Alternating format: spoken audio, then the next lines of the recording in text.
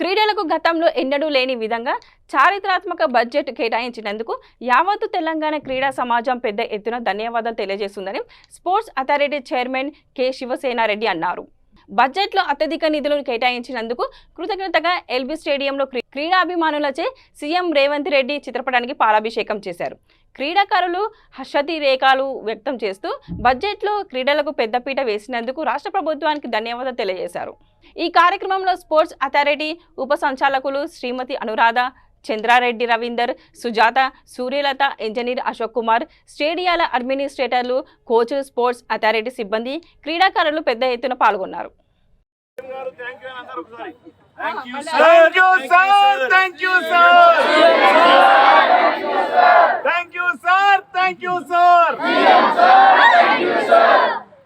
Jaipal secretary thank you sir, thank you sir,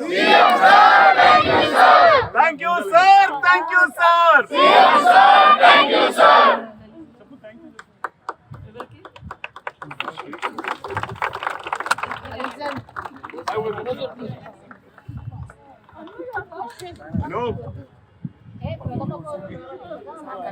Arjuna award Anoop Ashwin अरे hello भाई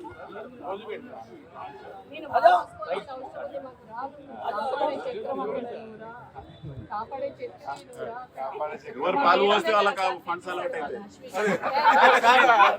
ఎవరు పాలు వేయలేదు అనుకో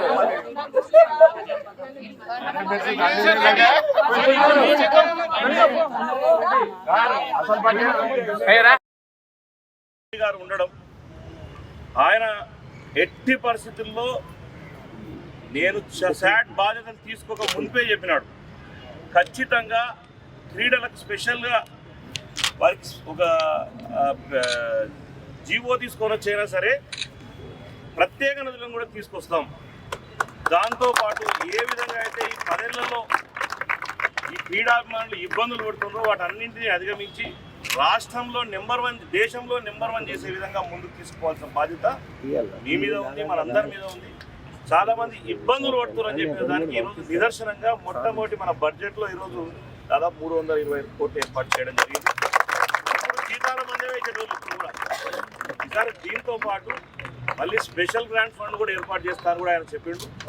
రాబోయే రోజుల్లో ఖచ్చితంగా వీరికి కావాల్సినటువంటి ఎటువంటి చిన్న చిన్న సౌకర్యాలు ఉన్నాయో వాటన్నింటినీ ఏ విధంగా చేసుకోవాలనో కోచ్లతో అందరితో కూర్చొని రాబోయే రోజుల్లో తెలంగాణను దేశంలో నెంబర్ 1 స్థాయిలో నిలబెట్టి ముఖ్యమంత్రి గారికి గొప్ప పేరు తీసుకురావాల్సిన బాధ్యత మనందరి మీద ఉందని చెప్పి అందరికీ తెలియజేస్తాం.